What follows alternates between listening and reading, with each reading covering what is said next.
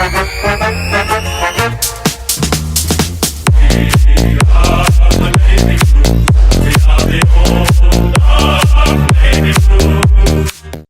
one and all, and welcome to another episode of Baggers Chat. My name is Mitch Pattinson, and as always, we're joined by Ethan Daffy. We've had a few weeks off. Obviously, our last episode was the review for Brisbane Lions v Carlton in the elimination final, but it's been a few weeks, Daffy boy, and obviously this is the grand final week, so we've had a bit of a break to, I guess, adjust and kind of relive the season that just happened, but also watch a bit of finals footy without the Carlton Football Club in it. But Daff, first things first, mate, how are you? And how has your last few weeks been with the finals footy?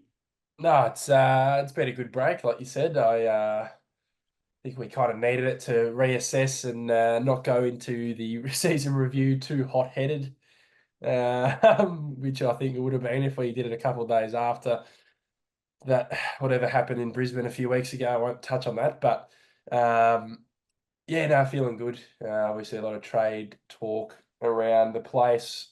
We'll probably touch on that in further episodes, but we'll probably just look at our season as a whole and then the players we had this season rather than the players we will have next season. But yeah, looking forward to getting through it all. There's just a smile on our faces nowadays because there's a lot of players that are kind of on our radar for the trade talk and who we think could potentially come into the Carlton Football Club, but also who could be coming out of the Carlton Football Club. Like that's a big talking point because if we want to get these players in, we might need to do some reshuffling in the list and get some players out to make sure we get the picks or even the salary cap as well to get these players in. But we want to try and avoid that chat in this episode because it's obviously our season review episode. But we just wanted to try and just get through this episode, really the season, get it done, and then move straight into trade talk. But Duff, guess the first thing that we'll touch on, and it's Patrick Cripps. He's second Brownlow medal. Obviously, we are recording this at 11:20 on Wednesday morning, and Cripps won the Brownlow medal on Monday night. I think he was definitely a hot favourite with Dacos, and they obviously both had the most votes for the night. But I think the way that he won it, no one was expecting that. 45 votes, and the last record was 36 votes, which was obviously Dustin Martin in 2017. But Nick Dacos to also break that record with 38.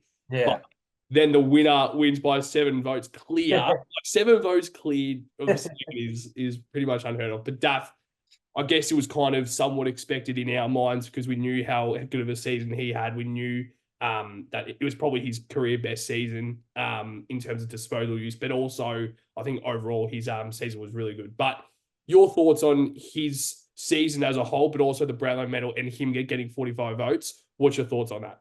Yeah, I think he's, based on the 12 best on grounds he got, that kind of shows to me how good of a year he had. I think it's his best year by a long way. I think 2022 was great. But this year he elevated his level, but also remained at that level for the entirety of the season. That's when you know you're a champion because you elevate, but you're not just elevating and then doing a Jake Stringer and dying out in the second half of the year, right? He's staying there, and he played and showing 12 best on grounds out of 24 games. I know it's always iffy with the umpires and stuff, but he would have been damn close to at least 12, probably double digits because all based off our bagger of the year votes. We were voting him every week and we were going, oh, we need to vote someone else. But it got to a point where I was like, why? Why voted him? He's our best player. And his season was fantastic. And for me, what I love about him, he's humble. He's a humble champion. And the first thing he does, he acknowledges Nick Dacos. He talks about, and his speech is great. And he's talking about his family and all that other stuff. And even talking about staff members that don't often get the spotlight. I think they talked about the physio and the medical staff there. Because we talk about medical staff a lot in our videos. And we need to keep these guys fit. And you look at the two teams, apart from Brisbane's ACL injuries, most of their stars have remained fit for the entirety of the year, which has won them games. And you look at Sydney as well. And that's down to the medical staff, keeping their players fit. And clearly Cripps played every game. And that's led to him winning the Brownlow and getting the best out of himself. So he shouted out the medical team, which I love. And yeah, I don't think many people have too many bad words to say about him, I think. Obviously, we love him, but I think he's one of those guys that's loved around there. And I think you, if you don't like him or you hate him for some reason, I don't know what you're watching. Clearly, you've got some personal interest, whether you're a Collingwood supporter, but even Collingwood supporters, well, I think they almost have a little bit of a soft spot for him. Obviously, when we're playing against him, you don't, but he's just that type of guy, isn't he, Patto? Would you say that guy is like a Scott Pendlebury from Collingwood from our point of view? Is it like Oh, that? yeah. Oh, I think he's up and above that. I just think he's. Agree. Oh, Yeah. I think Pendlebury's. I like him as well. I think Pendlebury's a very keep to himself type of guy, and Cripps is to an extent, but I think he's just a good. Like obviously Pendlebury's a good role model, but I think with Cripps he's always leading by example, whether he's on or off the field. And someone talked about, I think, um, David Zeta tweeted the other night saying how much stuff he does off the field with charities and stuff that he doesn't talk about. He doesn't just promote himself and put himself on a pedestal, doing charity stuff. He keeps it under wraps most of the time, and that's the stuff you don't see. And shout out to him. Yeah, no, it's great. I think his number one thing is obviously, as you said, he's very humble, but Yeah, I think he's got the genuine, he's just so he's so humble that you can kind of see other players like when they do speeches and stuff, they kind of put on a small bit of an act. But you can yeah, know that Patrick Cripps and like even his lifestyle, like he's been with like Mon for a very long time, yeah, a kid, like he's creating a family, but also the loyalty of staying at the Carlton Football Club. He's come from Western Australia and yeah, he's been brought up on a farm. Like he's created all those really positive qualities within his life, and he's brought that into his professional life, which is obviously football, and he's turned it into some way like into his performance as well. yeah. Like his leadership has improved, but his football has improved. And I think it's just because he's improved overall as a person. Mm. I don't think he was like a cockhead when he first Right. came into the club and when he was first exposed to AFL. But it's just more down to the way that he like what he does outside of football, as you said, like charities, but also the small things like when he kind of it was after the morning after the Brownlow, and then when he walked up to the Oz kicker who is in Yeah, yeah, there, just small things like that. And yeah, like obviously he has a kid now, but he's always been like that. He's always been very I can't think of the word, but just like I think humble is one word, but it's very I think authentic is the word that I'm thinking of as well. It's not like he's really trying to be someone that he's not. yeah. Because whatever he does, it's him. It's Patrick Yeah, Cripps. And that's just why I feel like you would be the exact same. But I just am so grateful that he is leading the club that we support. yeah, And I think he is the player that everyone around the competition, fan wise, they just respect him. Um, yeah. and as you said, like if they do hate him, it's either a Collingwood supporter who is too obsessed and Yeah. it's either someone who is obviously not doing well in life, W boy, and they hate Patrick and they hate Paddy Chris, mate. No, I'm kidding. But yeah, I think him having 45 votes is absolutely nuts. So shout out to Patrick Cripps. And I think it would be a very good chance to win the bagger of the year as well, David Boy, just quietly. But but let's now just move on to, I guess, the season as a whole. And Carlton obviously finished eighth on the ladder with 13 wins, 10 losses, 52 points on this score on the leaderboard, and 110% as the percentage, obviously. And obviously, our last game was the elimination final loss. But Daff, I guess the question is such a high throughout the season of like the small moments of the large moments of Yeah. like we beat Brisbane by a point, the comeback win, small things like we beat Geelong and we took them out of the game very early, and that's something that we haven't seen as a Carlton supporter in a very long time against Geelong. Yeah. And obviously the week after we backed it up with Richmond, and that bracket of football was really good. We were saying it on episodes. I was saying it to a mate of mine. This is premiership footy, but then it just changed out of nowhere. So I guess your overall thoughts, if you can think of anything, what's your thoughts on the season 2024 as a whole? Yeah, well, what you just said is my first point. I've written down here a lot good, but ultimately fell short heavily. Yep. I feel. You can't look at this year. Of course, I think it's a letdown this year, but it's very hard to win the premiership, and this season showed it. We were probably the second favourite up until around 17, 18. So it's not that long until finals from round 18 to round 24, that kind of 6, 7 week period. So clearly it just switched, and you look at it, and you come eighth and you lose first week, and we were thinking about double chances in the home final. So it's really not that easy, and that's kind of how I admire the way the Swans have been. Both teams have made the grand final. I think there's two different journeys. I think the Swans were kind of, well, they were up all year, and they were kind of with us, weren't they? In that top two kind of period, it was us for like, I watched this kind of graph of the top 8 teams for the whole year, and it was us and them for about 7 weeks, first and second. And we did the polar opposite. We kind of just fell off a cliff, and they kind of just had, obviously they had a little bit of a blip, but that's a usual kind of top team blip. And they just keep rising and keep finding a way to win, and that's consistency for a long period of time. So credit to them. But yeah, another kind of point is it keeps kind of popping up every season, and once we kind of eliminate this in parts of our year, I think it'll go a long way for us to push for a top 4 spot. And we let ourselves down too many times. It's annoying me. It irritates me. And the first crack of the season, which let ourselves down, and I could feel it could cost us in the long run, was the Adelaide game. And it's a game, it's an unlosable game. You're 3 goals up. And good teams like Sydney, they're 3, 4 goals up. They don't lose that game, do they? Even if it might get tight, they will find a way to get the 4 points and get out of there. Whereas, that game was like, oh, that's just such a Carlton result, isn't it? It's like, when are we going? I know later in the year we got better at that, but it's more when you're playing a team where you should be winning. You're 4-0 against 0-4. You're the favourite. When is the time we're going to be the favourite? I know that 5 week period, but for a long period of time, we're just going to get the job done. Like you'd say to me every week, just get it done.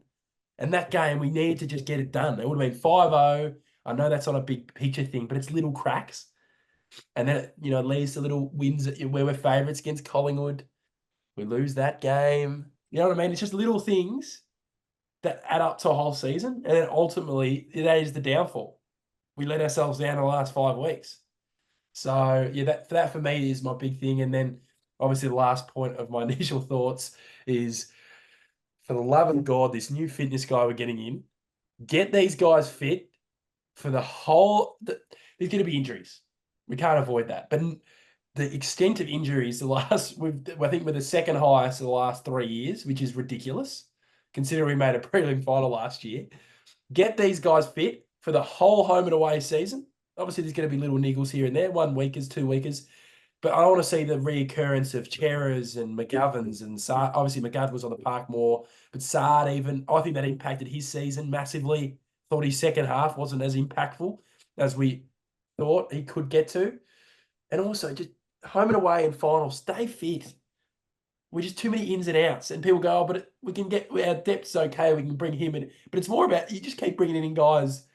Oh, look at Sydney the first 12 weeks and show their best 22. And I reckon there wouldn't be many changes other than form.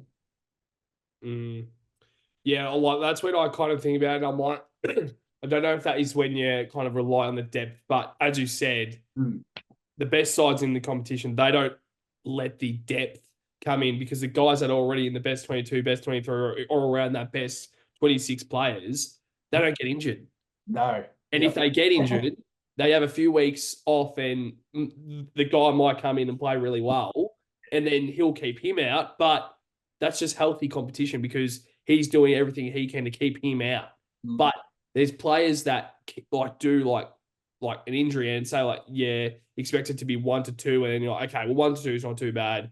Turns into 3, turns into 4, turns into 6. And I'm like, so, and then the guy who is the depth player he's playing 6 games of AFL football. Yeah, yeah, And that's what I think we really need to look at over the off season is improving the depth, but also do we really need to improve the depth because I want to have the best players out there every single week. And we know yeah. when the best players are out there, we're winning games of football. And I reckon the only game really that we kind of had our best players out there was the elimination final, and that was a risk that we probably had to take. Probably wasn't the right risk.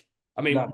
probably wasn't the right move to take because to I guess like execute with because it just absolutely messed up the overall chemistry within the side, and that was the only problem. But I think we were both like, yeah, we need to bring these players in.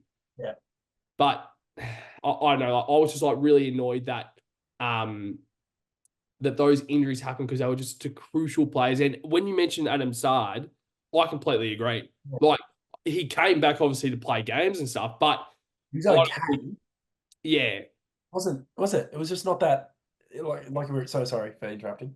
no, that's all right. But yeah, I mean, like I want to see like your point, like what we were about to say. Yeah, it was just like he just didn't have that. I think we managed him really badly on the field. I think his role, like I don't know what we were doing. And I think like for me, the way I looked at Sard's last second half of the year, it's not him personally. I think he was actually okay. But I think the way we used him, well, I don't think we use him enough. I think no, we don't use him enough when we need to use him. Like how many times in the last part of the year were we giving him handball receives when he's got an opponent on his ass? Or also on his point of view, running on the right side? Oh, That needs to stop. And I know this is a sneak peek in terms of Houston, but if we've got Houston and Sard, right footer, left footer.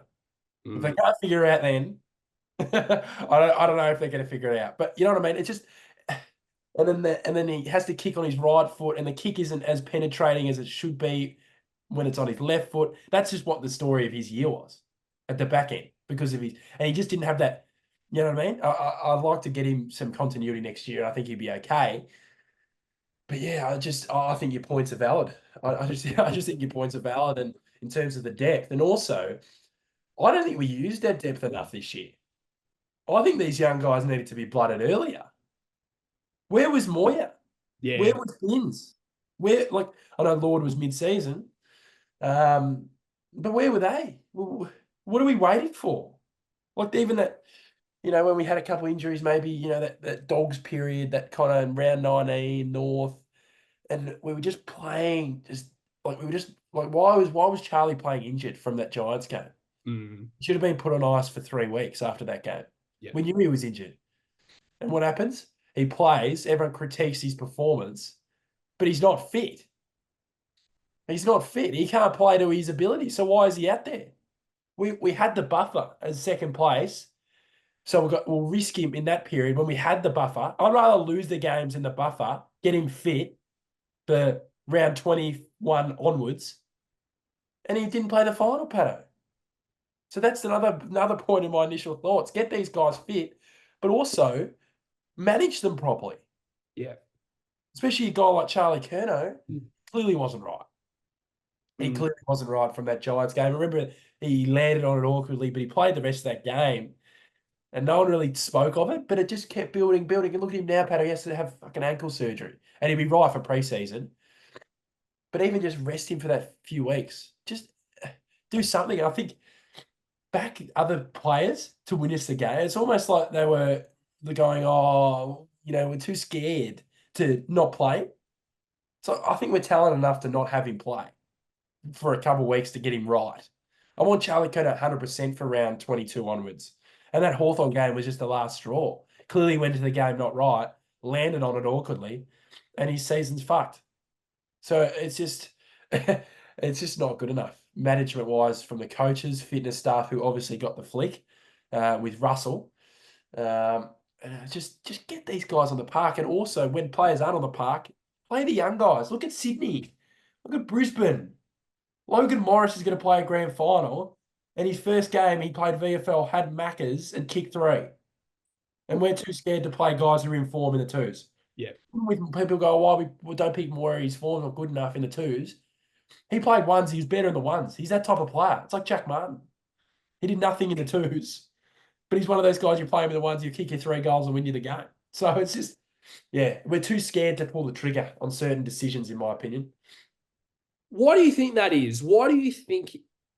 Because I feel like every other club is willing to take that risk. But what do you think it is about Carlton? And if we think we're kind of overthinking it and overreacting just a little bit. But I completely agree with you. And I think a lot of the people watching this video now kind of do agree with you. So why do you think that is? Why do you think we don't take the risk and play these guys that are killing it in the VFL? And there's certain players, Ollie Hollands throughout the year, Yeah. he shouldn't have been playing, but eventually he found his form and he was really good towards the end of the year. So that was one of the players that you probably had to keep in the side in hindsight. But at the time, Jackson Binns was dominating the VFL, getting 45 touches, and I'm sorry, I think he has to play. So, why do you think that is? Why do you think we don't take that risk? I don't know. It's a question. The last 2 weeks I've been thinking about it, actually, like just how I look at the season and what we could have done better selection wise. And that's going to be in my what went so wrong segment with selection. Just the whole what they did with it. But yeah, I don't know what it is, Patto. It's been a few years, hasn't it? We just don't blood them. The only people we blood is higher draft picks, and that was Walsh probably 5 years ago. And I know Cowan and Ollie Hollands played their first game last year, Richmond, etc., etc. But Ollie was a high pick as well. I know Cowan wasn't, but he was selected for that game. We won those. We won that game. We drew that game against Richmond, but we obviously beat the Cats that night. And you look at Port Adelaide. I actually look at Port Adelaide in this sense. They won that semi-final, and I think off the back of their youngsters, they won that game. I think Jace Burgoyne, Logan Evans off half back. Yeah. He wasn't in the game because of Farrell and Houston. He gets an opportunity, Patto. They don't go, oh, let's play the 26-year-old guy who's a fringe player instead of the young guy who we know is our future. They played the young kid, Ken Hinkley. And what did he do? It fucking worked in waves. And look at the round 23 game against the Eagles. I know that's a different game, but they were forced to play the young guys. They were forced to play the young fellas because of the injuries. That was all it was. And what happened, Patto? They showed a bit of something. And I wouldn't have been against playing a Cooper Lord in that final, by the way. I think that was a mistake. They're afraid. Why are we afraid to play a guy who's in form? It doesn't matter what age he is. And I think this rhetoric around the fan base, and there'll be people watching this, and I think we ask the question, why is there, who cares about the age? If they're in form, like Jackson Binns, people go, oh, he's too young yet. He's just too young. Why does that matter? Yeah. Why does that matter? Look at Geelong, they won a premiership playing old bastards. Who cares? If they're good enough to win you the game of football, play them. It's just, yeah, it's a great question from you. I just don't know how to answer it because I don't know what their mentality is. And they need to fix it for next year. They really do. Mm. But you mentioned Geelong, old players. And Lawson Humphreys, he's a guy that's been locked into that back line because he was the guy that had the opportunity, executed when given the opportunity, stayed in the side. No one's taken his spot. Maybe over the preseason potentially, but he's keeping guys like Buse out. He's keeping guys like there was another. Like SDK as well. I know that he's not really that type, but they would have been too tall. But I think Lawson Humphrey was the perfect player for that moment, and they kind of found a bit of the rejuvenation within the side for the last few weeks. And obviously they lost in the prelim, but they just found a bit of something when players come in that are young and they have nothing to lose. Yeah. There's energy created. We saw it in the West Coast game. We saw it in the Saints game as well when obviously we lost by 2 points. But Cooper Lord, Ashton Moyer, Jackson Binns, guys that haven't been given the opportunity for so long. Yeah. Now at the end of the season where they're thinking, they're like, if I play well and we get the win, I could be playing in finals football. So that's extra motivation for them to play well. And they did play well. But then I mean, in hindsight, we were both the exact same mindset of we wanted Sam Doherty to play. We wanted Zach. We wanted Jack. I mean, we didn't really want Jack Martin to play, but we wanted Harry Mackay to play. We needed to bring in Tom DeConning. We needed to bring in Mitch McGovern. We need to bring in all these guys that are injured, but they're players that just needs to come in, and that's the reason why these players made weight. And that's just why, like, I look at it, I'm like, it's so frustrating because, as we've said, if we are playing well, we are better than Brisbane. Sydney probably not, but I think we are better than Brisbane when we're I think we can compete with Sydney at our best. I I think think if we faced them at our best of the G, I think we'd give it our best shot. I reckon we'd give them a shot. That's what I was saying all year when we were playing well. I think they're the benchmark, but for me, I think what we might have over them is the in terms of our forwards, our key forwards. Like, what are you going to get out of a Marty? I know this is not Sydney chat, but what are you going to get out of a Marty on Saturday? We don't fucking know. Like, heading into a grand final, I'd be more confident with Harry and Charlie than, you know what I mean? That's probably, and they work well together. I'm not saying that they're bad, but that's probably the one thing we might have over them in a grand final. I know the big fellas aren't always the superstars in the grand final. It's often the unsung heroes, but yeah, I think in terms of what you just said before with Lord and the whole selection as well with Doherty, I take it on the chin. I think we shouldn't have picked him. Yeah. Now looking at hindsight. Yeah. And we both selected him. And I think we need to get, also in terms of selection, I think we need to get away from the heartfelt decision. And we love Doc, but Jackson Binns would have done a better job.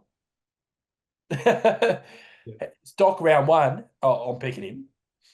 Opening round, whatever, when he's right and he's ready to go, but he wasn't ready to go. And if we're being serious, it's a final, for fuck's sake. Yeah, I know. And that's a mistake on my end as well. I picked him as well. So, yeah, it's a interesting one. You drop Lord and Doherty for, you go Chera, Doherty, guys like that who didn't play much at all. That's the question that has to be raised. What's going on there? What are we? It's like we're scared. We're not scared to pull the trigger when players are coming back. But when players are informing the side who are fringe players or young players, we just drop them immediately. This doesn't make sense. Yeah, it doesn't. It doesn't, does it? That's why I think like we are both very excited for what's to come over the off season because I just can't wait because there needs to be a different mindset going into season 2025 with these players and the mindset of what you've said perfectly. The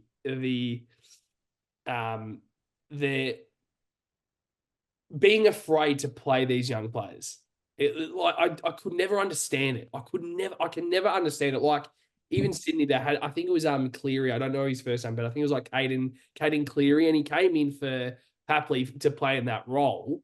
Yeah, he was playing really well, and he was playing up to the standard of what Sydney kind of brought him in for. Tom Papley was fit to go, and you have to bring in Tom Papley, so he made way. But he has that confidence now, saying, "Well, I'm actually good enough to play AFL football now," and he's going into next year, and he'll probably take over a guy like Sam Wicks. I don't think Sam Wicks is playing right now. I don't think he is fit, or he might not even be picked at the moment. But he's probably in front of him now because he's executed in AFL football, and that's the most important thing, and that's why we don't give these players like Harry Lemmy, Billy Wilson. Yeah. Yeah, but yeah, it's an interesting. It's just so interesting. It's just. I think. I know age isn't a thing, but I think development is definitely a thing. I think developing guys' games, and I get that when you're not selecting guys who may not be developed fully, and we speak about it as well. We watch a VFL game and you go, so and so, he's not ready. It's not his age. He's not physically or good, like not good enough, but not physically ready to play. And he benefits out of the twos, and I get that from Voss. I get that from Voss when you're not selecting, Billy Wilsons or Lemmys, but guys like Binns, who's clearly been good enough for 2 years in the VFL. He won the B&F for fuck's sake, and came second again this year. And Moyes just got that zap. He's ready to play football. He's just one of those guys. So Yeah, it's going to be, like you said, the mindset's going to be very different. And I think our mindsets, both you and I and the people watching, I think our mindsets are going to completely shift. For me, I thought about it last night. Next year, I'm not even thinking about games ahead. I'm thinking about the game that week. I don't care if we're first 18 and 0. I'm focusing on who we're playing, whether it's fucking North Melbourne or top of the ladder. Week by week, I'm not getting sucked in to anything. Of course, you get excited.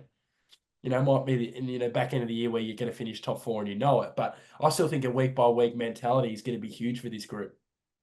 Because if you look too far ahead, and I think we almost did, all of us did, myself included, you just got to not take it for granted as well while you're playing well.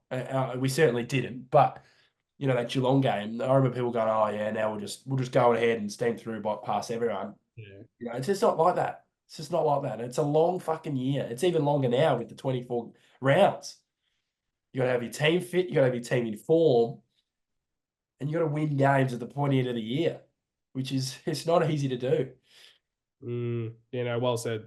Well said, Duffy Boy. But I guess we're going to move on to a bit of a positive, and it's the best moment of the year, Duffy Boy. So wouldn't be surprised if when we did our mid-season review through the year, we have the exact same best moment. But your best moment for season 2024, what have you got? Yeah, well, I know what you're going to pick, so I'm going to change it up. I felt like we travelled pretty well this year.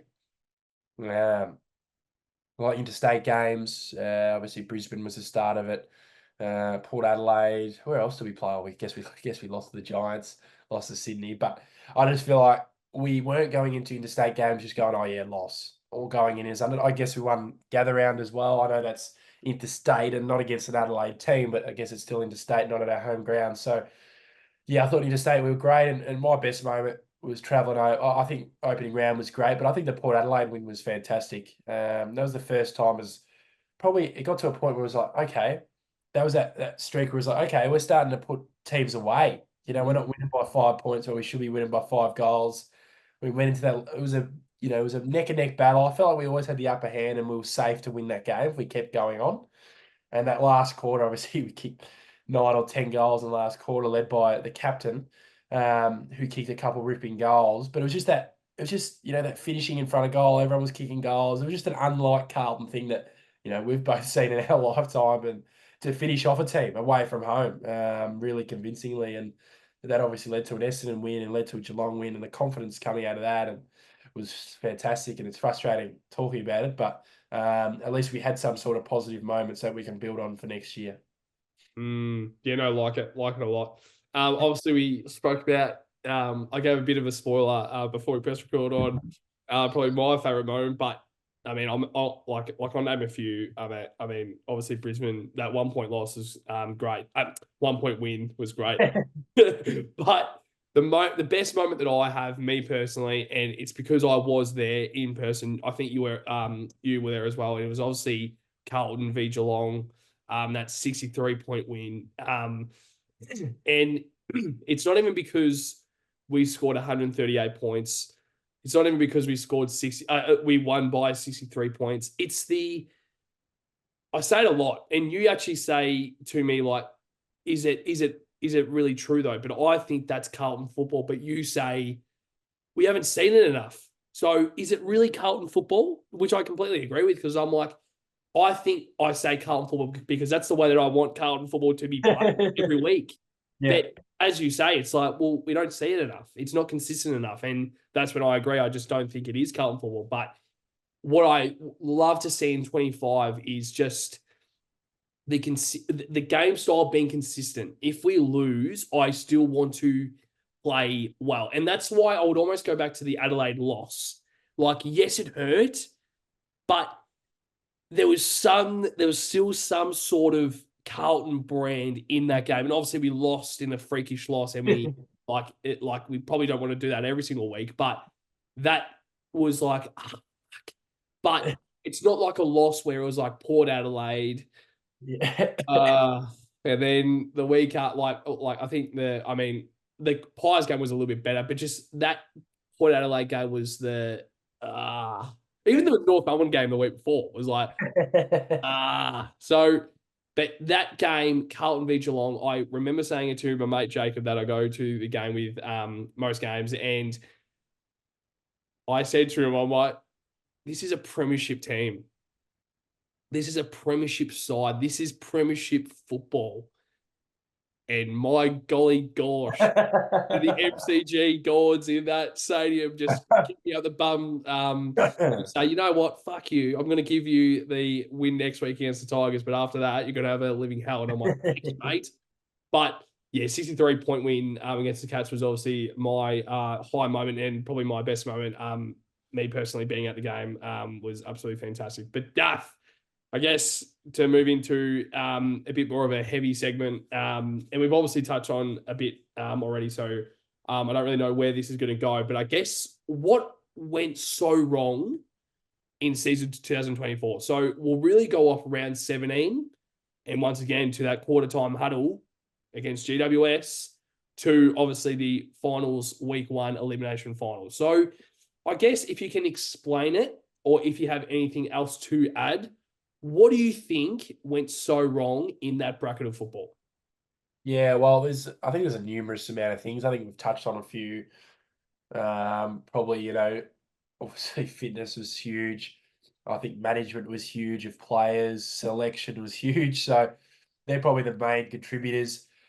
I just feel like, I don't know. I feel like that game was a real hit in the face. I think the Giants were really good that night following quarter time. I think they were abnormally good. Yeah. I think that was a season turner for them in terms of their performance. I just think, you know, their pressure was high after that quarter time. Remember, their numbers were ridiculous. I think it hit us in the face. I think we were too comfortable where we were at the time. We just beat Richmond easily. We just put on 50 points at quarter time. Probably shouldn't lose from there. You lose that game. So it's almost that feeling safe on that lead, and then it kind of hit us in the face for the remainder of the year where you lose that game. And I remember it was a mentality around the fan base. Like, we lost that game, and I remember thinking, why are we also we just won 7 games in a row, probably the best stretch I've ever seen.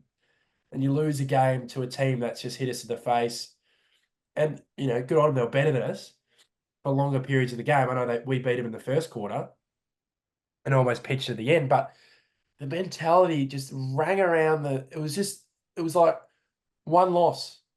Like, everyone was just like, oh no. And I feel like that almost got to a point where that mentality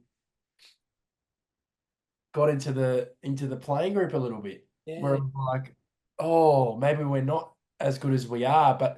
And then, like you said, with the brand, we started to steer away from it a little bit. And I felt like the Dogs game out, their whole brand was out of whack. That was the first game where I went, oh, like, it was just like the Giants game. I think we were just beaten by a better team, but the Dogs game was like, that's not like we were losing like we were getting smashed out of the middle. We were getting smashed on transition defense, which we picked up this year. I thought we improved at it. You know what I mean? And then we got to a point where this is the biggest talking point of Baggers chat, and we were finding it hard to score. And that 7-week patch, we were finding it easy. We're getting easy shots. That game, we were getting pot shots from, Charlie Curnow from outside 50. I think he kicked 2 goals, 18 or something. I think it was probably like 2 goals, 8. I was like, wasn't it like 2 goals, 7? Or it was something ridiculous. It was ridiculous. It was like 7 behinds or 6 behinds or something ridiculous. 3 goals, 7. 3 goals, 7. There you go. So how much did we lose by? 4 goals? 3 goals? You turn those pot shots from outside 50, which I think that's an improvement he needs to get out of his game still. Yep. But it reflects on the whole group. It's like, oh, we'll just take the harder kick rather than getting the easy kick. You know what I mean? Last year, we both said in that Essendon game where it was the tipping point of our season, and we were at the game going, why are we taking shots from 50? Of course, there's going to be a time where there's no option and you got a player who has the ability to launch run from 50 and he kicks a goal, right? But when you have the space to lean into, get a little chip kick, get 15 metres closer, and we just lost that for the entirety of the year. And we lost our scoring ability. And that's where it went wrong. I think for me, we just made it hard for ourselves to win games of football, and like you said, even the round 19 win, we were struggling to score, and then I think it was heroics from TDK and obviously Harry kicking a few rippers in that third quarter after getting concussed. But yeah, it's just, I don't know. A lot went wrong, ran out of gas, injuries, selection was my last point. I know we talked about selection with young players, but I think the Giants game, we brought in Chera and Cottrell off the back of nothing. Off the back of nothing. We've just won 7 games in a row without them. So we'll bring them in and interrupt any continuity, and we will drop George Hewitt. I think we might get dropped for the Dogs game, I think. We'll drop George Hewitt and we'll play Kennedy as the sub. And we'll ruin any continuity in any form we had. Those are the moves. And I know it shouldn't be like that, Patto, and it shouldn't be that drastic. But what are we doing? And then Hewitt comes into the year, and I think he was our second best player since he came back.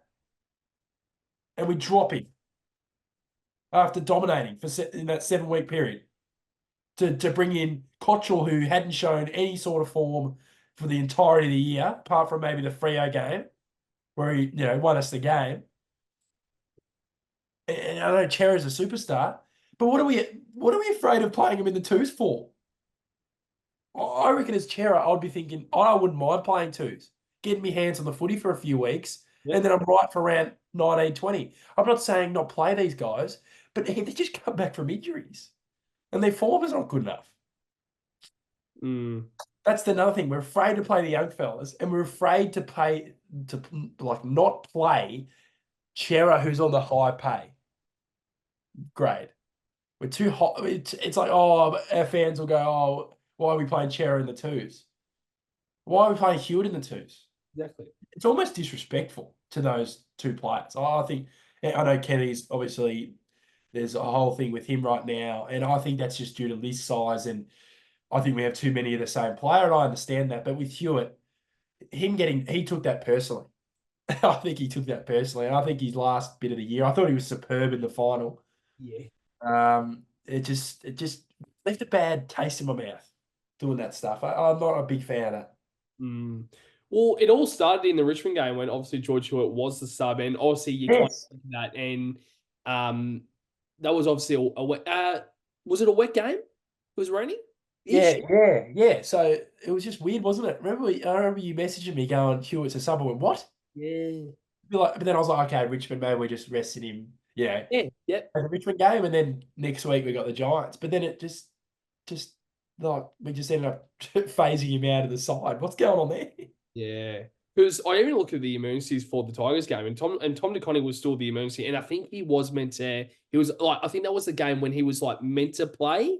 Yeah. And I think they didn't really want to risk him, so I think they brought in Pitt. I think that was right. Yep. But yeah, so then like obviously like that game, George Hewitt being a sub, I kind of looked at me like maybe it's because of wet weather footy, and maybe it's because it's against Richmond. We don't really have to risk George Hewitt. And the week after, George Hewitt got dropped.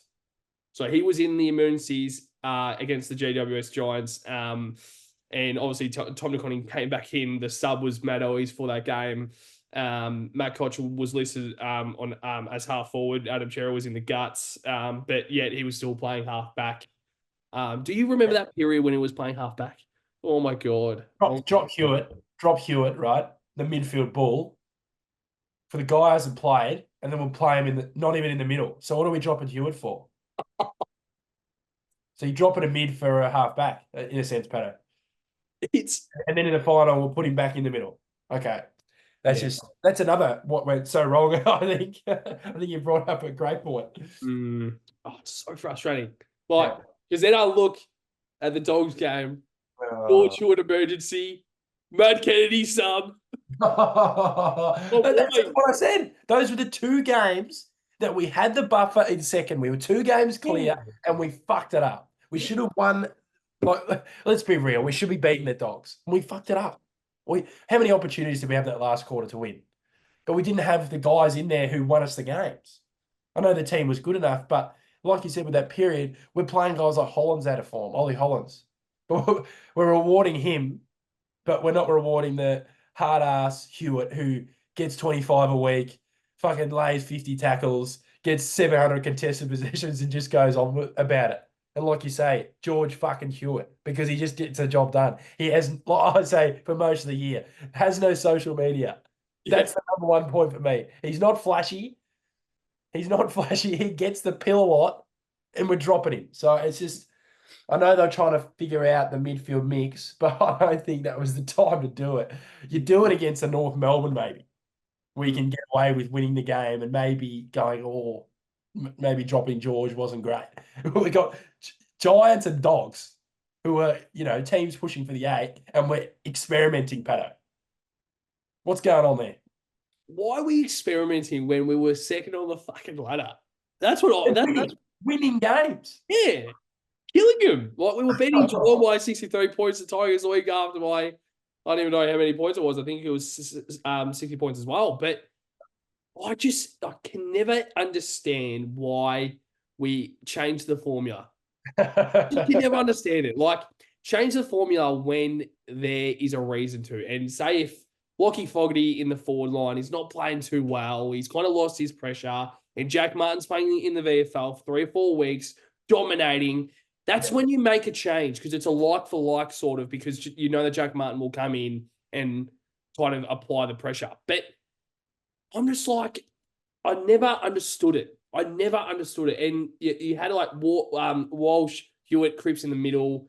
I'm looking at the Cats lineup and the lineup against the Cats, and I love that because Elijah Hollins can roll through there in the midfield. Lockie Fogarty can roll through there in the midfield, and Orazio Fantasia was playing that high winger that I don't think he will be. I hope he's not anywhere near the best 22 next year, but also, that he has got that in his arsenal as well, because I think we won't be a premiership side with him in it. But if he executes his role and plays even better, I won't be complaining, because I think he's good enough. But I don't think with what he's shown this year, he was good. Well, even that is a bit of a, probably average. Average is probably a more appropriate term. But yeah, I'm looking at it and it just frustrates the living fuck out of me. And I know we talk about when we do selection, and I like the like for like sometimes, but I also think you look at it sometimes and you go, why are we dropping a player that's in form just because of his position? Wouldn't you want to just dominate that position or a part of the ground? Like, if we're going to have one forward less, so fucking be it. So fucking be it. Like, it's like, we'll reward Fantasia and Hollins, right? You can feel hard forward with anyone. I know he plays that high half forward. You can play Bins at high forward with Fantasia. We'll reward those two players. And I know both of them play very unselfish roles. And I thought Ollie actually got a lot more of the ball later in the year, which is great. But we reward those guys, Patto. And you got George fucking Hewitt, who would get a game for anyone. Who cares if the lineup is too many mids? So that's the list we've got for the year, Vossi. That's the list we've put together. So if I can make it work with those guys in the team. I don't know, there's everyone goes, oh, there's too many mids. But I know that they're looking at Kennedy at half forward and he doesn't like that. But so be it. I think you just have to play those two guys when they were on the list and they're fit. So it's just, I don't know. It's just frustrating, Patto. But that's also another thing. I just think Matt Kenny is so great in that half forward role. Yeah, it's interesting. Sorry?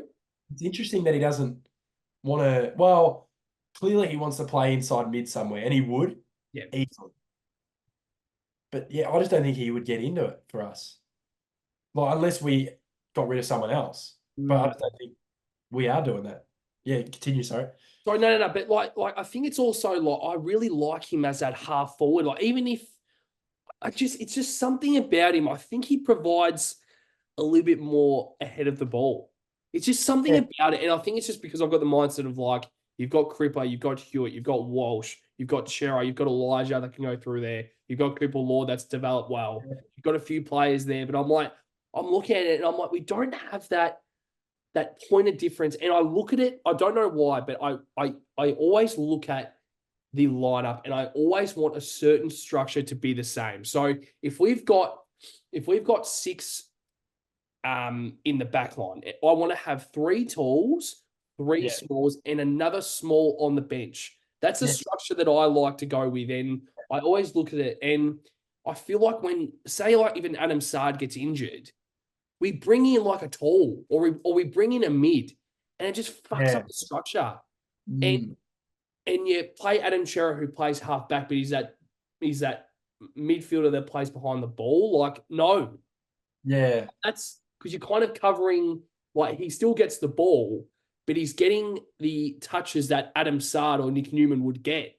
Yes. Yep. And I looked at it and I'm like, I don't know why we do that. I really have never understood why we do that. Because, like, I mean, we go back to the structure in round 15, round 16 of that team, and I really enjoyed it because we had their high half forwards. I think our structure was really down to those high half forwards, the Fogartys, the Hollands, the Kennedys. Yeah. Yeah. Those 3, I don't know why I see it like so largely in my head, but I look at it, I'm like, that is the point of difference for me. I think the back line is great, midfield's great, but it's the forward line. Charlie and Harry, great, but it's the high half forwards that create the space for Harry and Charlie to keep in the forward 50. Yeah. Yeah.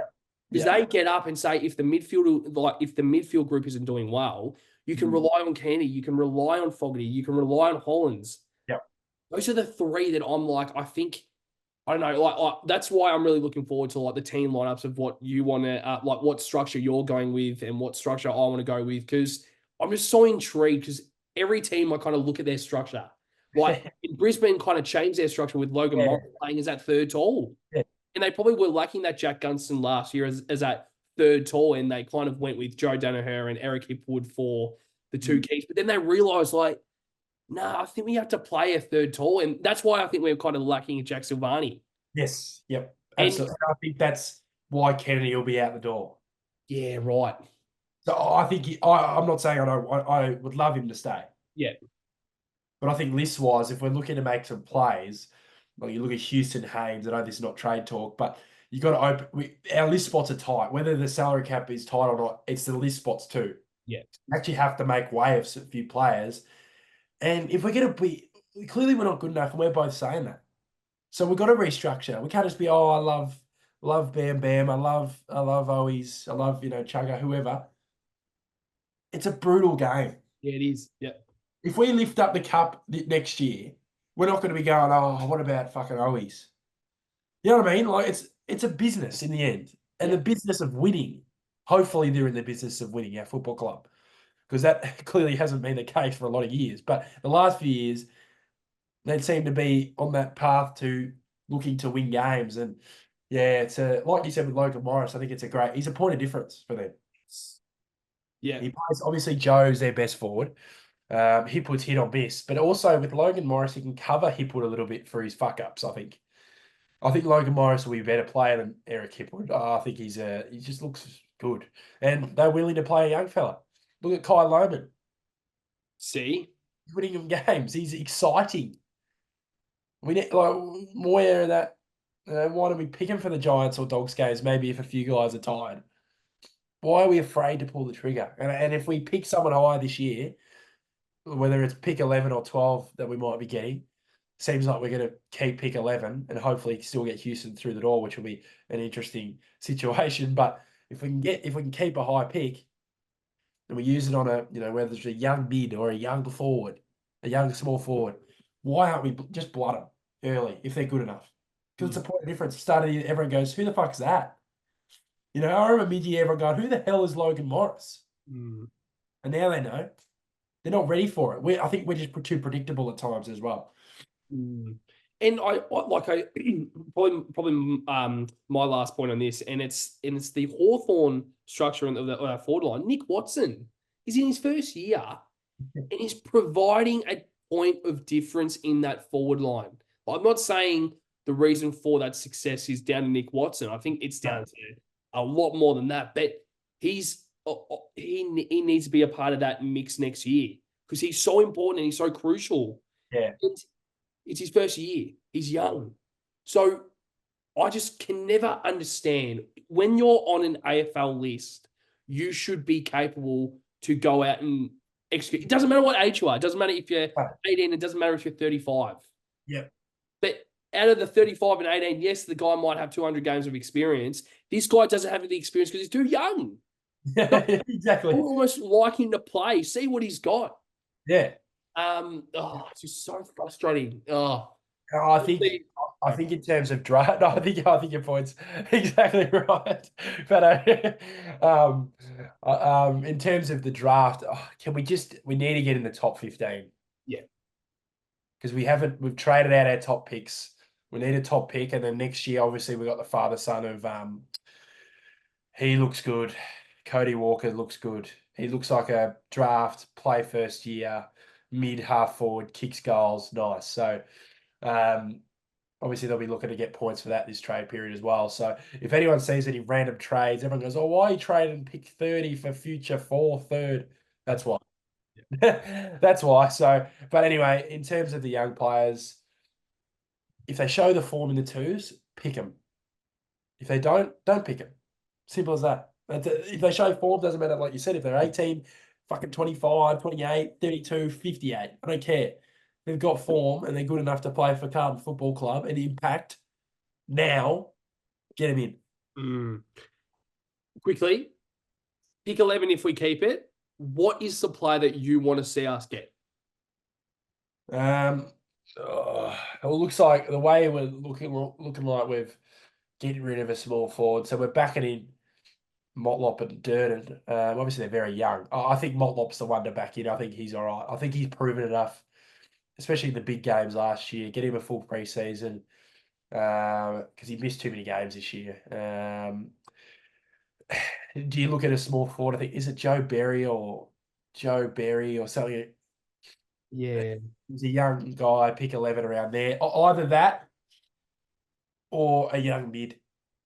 A young mid who we haven't drafted a young mid since Walsh. Just think about that. Like a young high in terms of our first rounder. We've picked Carroll at it, pick 40 in that. But a high mid, a very good mid, like a mid that can play that kind of hybrid. You know what I mean? They can roll through there. And you look at other teams, like good teams, they play young guys. I know Warner was a superstar from the start, but they played him early. They played Gordon early. So if we pick someone good and you go, fuck, he's got some pace, got some run, he can fit in this midfield with Cripps, Hewitt, and Chera and Walsh. You know what I mean? So it'll be very interesting to see what they do. I think that's why they are looking to keep pick 11, to keep that door open for a young midfielder or a young small forward. Yeah. I reckon I would pick, because I like the small forward, but like you said about the midfield, I'm like, yeah, wouldn't mind another like a classy high pick midfield. Because I think a lot of the like what I'm hearing, a lot of the top 10 picks this year, they're key positions. They're their forward line, and there's not because obviously there's still a hell of a lot of great midfielders in that draft. So you can kind of let a few key defenders and key forwards slide. Yep. Then you get one of the top 3, top 4 mids with that pick 11. That's what I mean. That's what. Like if you get a superstar, well, not it doesn't have to be Paddy Cripps, but you get a good midfielder who's clean with the ball. It's kind of what we need, isn't it? And that's why we're looking like we're targeting Houston due to ball use. Yeah, exciting. I just knew that we would go into some sort of trade talk or draft. Just because I think we're so excited for that I guess that period in a few weeks after the boy. But I guess we got 2 more segments. We're just going to fly through these last 2 because I think we've gone for a good probably hour or so in this episode. But Daf, most improved player for season 2024, and it could, like you mentioned, Lockie Cowan, mention Ollie Horns as well, playing a little bit better towards the end of the year. You can even mention Ashton Moyer kind of breaking his way into the lineup. Jackson Binns as well, who keeps on improving and proving that he is that wingman that potentially we might need next year. But your most improved player for season 2024, who have you got? Yeah, I think there's a few players. It doesn't always have to be the young players. I think for me, I think Harry Mackay improved. Yeah, yep. I know his ceiling's high, but he definitely improved. My most improved, I like the way he goes about it. he's a bit taller than you think. He's not too small. He can intercept really well. He's a good player. He can intercept. I don't know what game it was. We're really bad. It might have been the Hawthorn game, but he stood out. He stood out for me, and it's Lockie Cowan, and he can intercept, which is a huge attribute to stay in the team. 'Cause I think in the football nowadays, you've got to be able to have that ability to intercept, but also be good on the ground. So yeah, I thought he was really good once he came in. He came in for that kind of round 8, round 9 period, and then played throughout that whole streak. And I think he was one of the contributing factors down there, down back for us. I think he's got a bit of, I like to say it, but CUNT about him. You know what I mean? He's got that, but I think we also need to look away from that too. And he's actually a really good footballer, and it's his second year. So I think the sky's the limit for him. I think he's a very, very classy, well, not classy, but well, I think he's just a good player. Well said. Yeah, got two players in my mind, Yeah, and there's a guy who's a little bit taller, yeah, Peter Ruckman, just quietly. yeah, true. Then there's another player who's at half forward, rolls into the midfield. I'm thinking of Tom DeConning and Elijah Hollins. Yep. I think I'll go with Elijah Hollins. Yeah, yeah, I think in terms of ceiling, I think Tom DeConning kind of had that breakout year last year quietly. Not a breakout year, but I think this year was the sole ruckman. I think he had a breakout year. But I just love the way that Elijah Hollins goes about it. It's something about him. And it's a classy half forward that we needed. yeah, Silk player. Like yeah, like you can name a Lockie Fogarty in that forward line, but Elijah Hollins is a little bit more skillful. All due respect to Lockie Fogarty, but it's more like Elijah Hollins. He's just got that match winning ability. And I feel like if he's playing in a grand final, he is capable to win a Norm Smith. And it's like a Jack Martin, and I think that's why Jack Martin obviously got delisted, because Elijah Hollins has kind of evolved in that half forward player, and he's even found his way into that midfield. So I think it's great that he's really improved this year, and I'm really excited for what he can bring next year. But Duff, the highly anticipated Bagger of the Year leaderboard. So for the people who have been watching us throughout the year, you would have seen us do a voting system after each game on the review episodes, 3, 2, 1, like the Brownlow system. And this obviously goes towards the Bagger of the Year leaderboard. And Daff has the leaderboard right in front of him. So, Daff, I'm going to throw straight to you. I think I've got a pretty good idea of what the leaderboard's going to turn out to be. But what have you got? Yeah, well, I think it's going to be a lot of surprise here for the winner. No, but I'll go. I'm actually going to go. I was going to go top 5 on cue. I'm actually going to do a top 6. I'm going to do a top 6 because it was pretty close between 5th and 6th. So 6th place, 2 players. I'm not going to take too long to go through this, but 2 players equal 6th. So wait, 1, 2, 3, 4, 5, 6. Yeah, 6. Matt Kennedy. Wow. 14 votes. Matt Kennedy. And the other player that was equal with him, 14 votes, Charlie Curnow. Wow. 6th place. 6th place on the Bagger of the Year. Now we're getting closer, Patto. So 5th place, there was a guy you just named with 21 votes, Tom DeConey. 21 votes, Tom DeConey. I think it was that patch. I just looked through it before. And the patch that he got the 3 votes from us was that Port Adelaide, Essendon, Geelong games, I think, where that was just him becoming, I think, arguably one of our most probably top 3 impactful players, and it showed in the final when he came on the ground. So 5th place, TDK. 4th place, 22 votes, just edging out Tom DeConey, was Sam Walsh in 4th place. I think that patch where he was really good was that kind of when he came back. Well, round 5, he was best on. We both voted him best on. He did get the 3 votes in that game in the Brownlow too. And I think that patch where the Geelong Richmond games where he's really good probably got him the votes. I think back after the year, you could kind of tell that he was almost pushed his body to the limits in terms of his back, I think. And that's also in terms of player management as well. It's just hard to. We got to get him fit, and if he's fit and fine, we'll be okay. In third place, so we're on the podium now, Patto. So the people watching are going to be getting excited now. Third place, Jacob Wiedering is in third place with 24 votes. So that's why I did kind of the top six, because everyone was kind of close within each other. So he was two more votes than Walsh in the bagger of the year. So I'll go to second place. Second place. And I think I was looking through where he did get his votes. He did vote very heavily early in the year, and I think his year was very good as a whole. Played well in the final two, probably in the second half.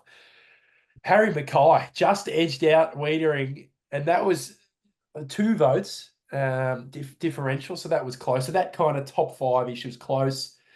And then this is the biggest gap I reckon I've ever seen in a voting thing ever.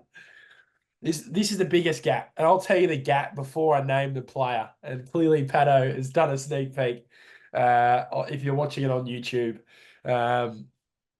50-point gap, 50 votes. So It's a 3-2-1. So if we're voting Crips 3 most weeks, the gap is just going to keep going up and up. That's how our system works. The winner's probably going to get that. And if it's a clear winner, they're going to win by a lot. So with 76 votes, and I read another voting system on another page which had a bigger gap wow. than this, and they had 100. I don't know what it was, but he had 100 and some votes on that one. But he had a 76 vote season. And it's Paddy Cripps. He is our inaugural bagger of the year. I know Paddy Cripps is a massive watcher of Baggers Chat, and he will be absolutely ecstatic that he has got over the line by a slim margin of 50 votes. Any words to say, Patto, as he's our first Baggers Chat bagger of the year? All I don't even need to say anything. I think I speak enough, but that's all. But like I think obviously his season was something that we expected to. I mean, we aren't surprised that he had the season of what he did in 24. But Yep. what he produces, the leader of the Carlton Football Club, and really like once again we're relying on him every single week to kind of get us over the line, which probably shouldn't be the case, but I don't really care anymore because that's just what he does. It's what Patrick Cripps does. And that's just why he's such a good leader. But I'm surprised about Harry Mackay. That's one of the players because I'm like, I was probably thinking I'm like, yeah, Weeders, Walsh, but I'm I'm surprised, but I'm also happy that Harry Mackay polled so well because he was one of those players that we both would have polled very early, but he also would have had those one or two votes throughout the year. Because I mean, as we said, I think he's had a very good season, but it's a very good, a very solid, I guess, leaderboard. And one of the surprising ones also is Matt Keeley being so high with 14. Yeah. And that's another thing. As I think potentially we could. I mean, I think we both would definitely want to keep him, but it really is how this value. He's sorry. got value. He's got value now. That's the thing. We always get rid of players when their value is shit. Shit. Owies and Kennedy and Young, their value will be at their highest right now. Yeah. Right now, whether it's pick 30 or pick 20, something, their value is at their peak. That's the way I'm looking at it now too. And I think that's where they're looking at it in terms of a list management. They go, we keep these guys on board. We don't win the flag next year. Their value drops. Kennedy played every game. He's kicked 30 goals. And Lewis Young clearly showed enough promise at the start of the year and in the back end of the year to play. And he played well enough. But yeah, I've got a question actually in terms of our bagger of the year. I know Cripper won the bagger of the year. And this is in relation to him. If he wins the premiership, if we win the premiership next season, all right, he doesn't have to win the Norm Smith, but if he is the premiership captain, there's been a lot of Carlton greats. And I know we missed him in our time, and I'm not saying, people always comment on our video. There's obviously greats. Sticks Curnow, Craig Bradley, Diesel Williams, Bruce Dool, fucking the Dominator back in the 80s. All those players are great. But I think now I think if he wins the premiership, I think he solidifies as the Carlton GOAT. Yeah, I completely agree. Just won his second Brownlow. God, Going to win his fifth Carlton BNF. He's dragged us from shit to okay, but he's dragged us from the shit. And if he wins as a flag, which is probably arguably the hardest in the history of the longest drought, not many win two BNFs, two Brownlows at a club, individual club. Judd did it at two. He did it at one. yeah. How many BNFs did he win? It'll probably be his fifth this year. Or Yeah. six. Geez, he's up there. He's Mm. definitely won 4+. So, fuck, Beto, that's the question. I know it's, people say recency bias, but I think he is.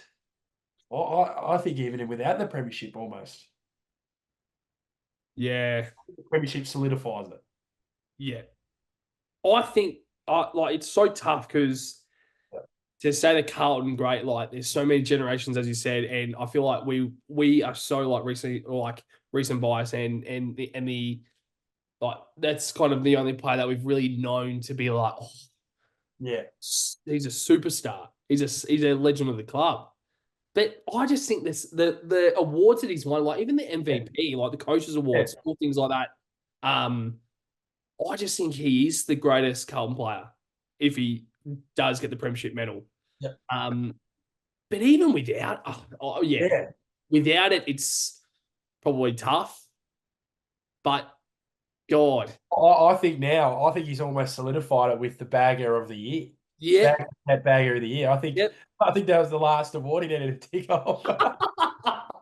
Be like, all right, I officially announced my retirement. Bagger of the year, the inaugural bagger of the year. I am not coming on next year. Not playing next year. I have to present him his award at the next open training session. We'll give him a little plastic medal or something. Yeah.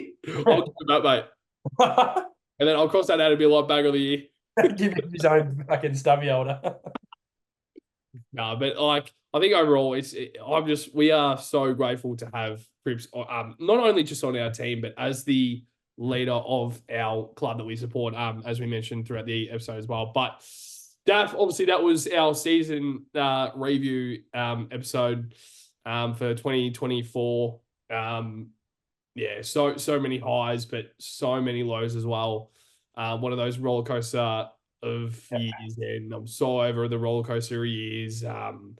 The emotions, I hate it. I hate it. 23 was good because we did really well. Yeah. I hate the roller coaster of emotions every year. I feel like it's like that every year because 2022 was like that as well. So I just feel like we need to find the consistency. Michael Voss. Yeah. Pressure's on. Bit of pressure because if he doesn't execute once again next year, I think he still will have a bit of security. But there's now pressure because he's got this prime group in the peak of their powers, in their careers, right here, right now. Do something with it. Yeah. Don't let this group go to waste because in 2 years' time, players might be like, well, I'm not going to win a premiership here. I'm going to look elsewhere. So do something with it right here, right now. Like season 2025, we're like, oh, we're so excited we can win the premiership, but every other team improves as well. So like we can speak about in North Melbourne, they're going to be actually quite solid next year. Yeah. So Hawthorn, fuck. But they got pressure as well. That's why the chance we had this year. Well, I think it's almost a massive chance. Yeah. The teams that were in the prelims, like Port Adelaide make it. I'm not saying good on them, but that just shows how the year's kind of gone. That they're making a prelim. So you look at other teams. Melbourne will be back in the 8, I'd imagine, probably pushing for it. They wouldn't have been happy with the finish. Essendon fell short like they usually do, but Saints maybe, I don't know. But Hawthorn will definitely be that team that's flying up there, I think. Yeah, because even like a Collingwood as well. Well, that's another player that who knows?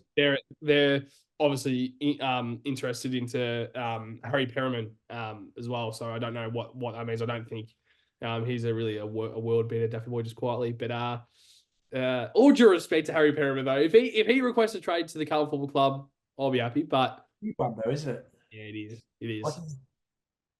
like he can play at numerous positions. I think that's why. But I don't think he's a 850, 900 player that they're kind of talking about. Yeah, Is that how apparently much they're doing? Is that how much? Port Adelaide have offered him 850 or 900 a year. Yeah, and then they're going to get Lukosius, who puts together one game every 5. But I think I think they need to pull the trigger on Lukosius just quietly. I think they need him.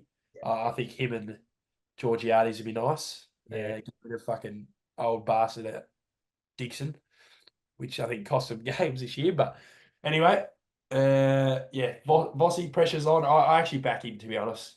Yeah. Yeah. I think he's not happy with what's happening at the moment. So get back to work. December, first session. I'd imagine we'll be talking about all that when it's exciting. The good old December Premiership. We love it, good old December Premiership at Carlton. But anyway, mate, it's been a good app. Good to look through it. And then the exciting stuff will begin probably after the grand final. We'll look to probably have a trade talk kind of preview before the whole, talk about it before the deals. Obviously, there's obviously a sneak peek with Houston requesting a trade to Victoria. So that'll be a big talking point, and maybe some other guys we both would like to look at. Spot on. So to every single blue bagger out there, make sure to like, comment, and subscribe. Obviously, we reach a milestone throughout the year with 1,000 subscribers on YouTube, which is great. For Daf and I, it's a channel that we kind of built from the ground up, and we're so happy with where it's gone. And I think the motivation is still there at 110%. We have an absolute blast coming on the episodes every single week. Obviously, we've had a few weeks off, but make sure to look over the next few months, because we will still be posting a lot of content in terms of draft previews and reviews, but also trade talk. I think there will be a few extra episodes because there will be a lot to talk about. I think right now there's a lot to talk about, but even when the trade period actually starts, we know how much that can actually shift as well. So who knows? But I think it's just exciting. I don't like being excited about trade period. I still want to be a part of the season right here, right now, in the grand final. But hopefully next year is a bit of a brighter year for us at Baggers Chat, but also the Carlton. But as I said, every single blue bagger out there, make sure to like, comment, and subscribe on all of our platforms, whether it's Spotify, YouTube, Apple Music, Amazon Music, I think it's called, Daffy Boy. There's so many out there. Make sure to get around those. But make sure to get around our socials. We're still trying to post as much as possible on the socials. But to you, Daffy Boy, pleasure to be back. It's every single blue bagger out there. Yeah. Up the baggers!